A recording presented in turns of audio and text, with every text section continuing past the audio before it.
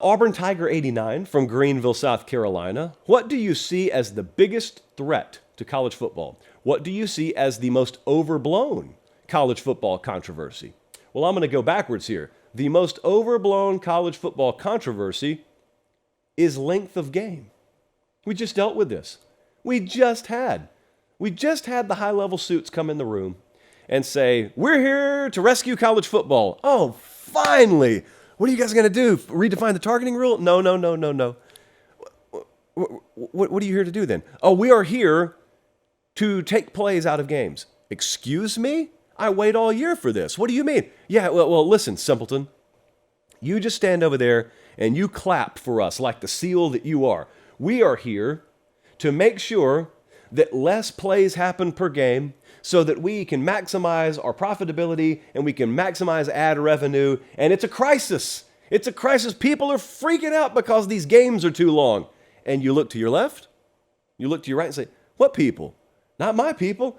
And they say, trust us. People are freaking out. We've got to do this. They never sell it to you the way I just described. They never sell it to you as, hey, we got to fix the game just because we want to make more money.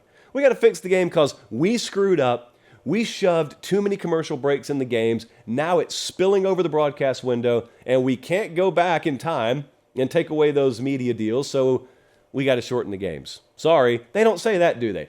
They manufactured the crisis to address the issue. And the crisis was all of a sudden, you got 38 Twitter bots out there simultaneously saying, these games are so long, I can't stand it. Now, if they go off the air at 3:29, I'm okay with it. But 3:37, absolutely not. No one, hardly anyone said that. And like I said the other day, if one person was saying that, 1,000 people were saying, shut up, to that one person that was saying that. So that was the most manufactured crisis. That was the most overblown controversy because it wasn't one.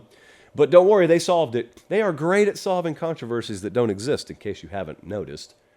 But the other question was, what's the biggest threat to college football? This is going to be a little broad, but the biggest threat to college football is Saturday not being the center of the sport anymore. Those of you who have followed me for a while understand what I mean when I say that.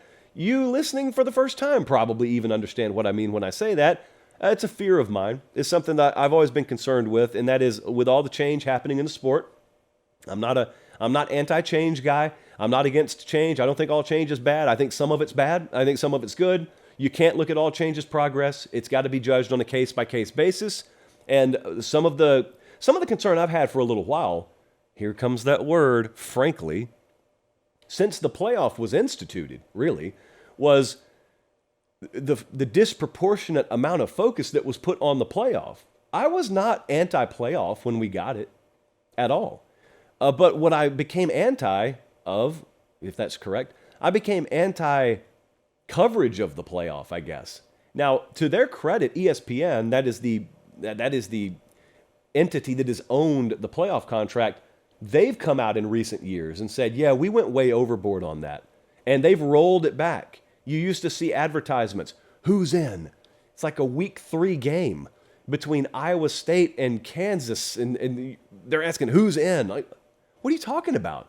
These teams over-under win totals are like 5.5. Can I just watch the game? No, we got to talk about who's in. What impact does this have on the playoff? So they did that, and they did it to the point where it sucked all of the oxygen out of the room, and they convinced people, not them alone, but that mentality convinced people that, well, what matters the most is the playoff, and therefore we now ascribe value to a football game in the regular season based on the playoff ramifications that it has on it. Now, if you're an NFL fan, that model makes sense to you because that's what pro sports are. That is not what college football has always been, because college football was never built on an equitable foundation like the NFL was built on. And what I mean by that is very simply, the NFL is a football league. There's not anything else it does. It's just football teams in different cities. They're all given equal payroll structure. They're all given equal draft accessibility. They play by the same rules. Even though there are different conferences, everything is built to push everyone to the middle, which is great. That's one model that works. That's not college football. College football is universities that existed for a long time with no athletic structure. And then they, once upon a time, said, We think we want to have sports. And some of them decided it in 1903, and some of them decided it in 1968, and some of them exist in different portions of the country where we don't have a draft model, we have a recruiting model. So you can go get more athletes because you live near Florida and they're in Idaho. And yet, then, in the name of structure and organization, someone came along and said, oh, who cares about all that? We're just going to lump all of them in and we're going to call it FBS. Well, that's stupid because it's ludicrous to suggest that 100 and whatever we have now, 34, I think, 134 teams are all playing the same caliber of the sport. That's stupid. But then the playoff came along and all that stuff got ignored. You're watching a Coastal Carolina App State game and they're running Who's In commercials. And if that game, in your mind, does not carry playoff ramifications on it, all of a sudden it's a less meaningful game. It didn't used to be that way. So anyway, I went a long way around the mountain of saying that's what started taking a little bit of the focus off Saturday. Because you might not believe this. If you're 23 years old, you might not believe this.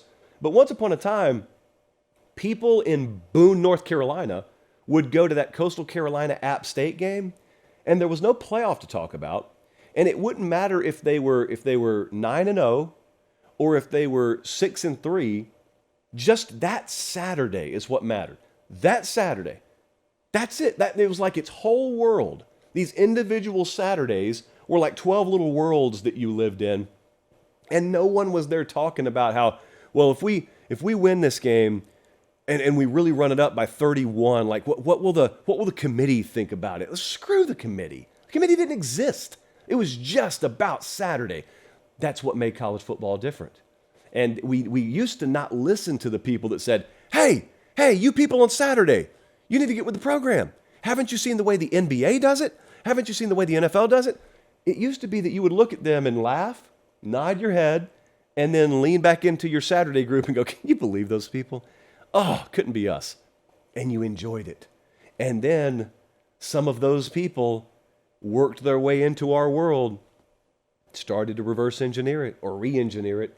And it's been successful. So I'm not suggesting it's burning down to the ground, but I am saying, since you asked what the biggest threat is, the biggest threat to the sport is allowing it not to look like college football anymore, allowing it not to look like a sport that revolves around Saturdays with the postseason being like a cherry on top. That postseason should orbit around Saturdays, not the other way around.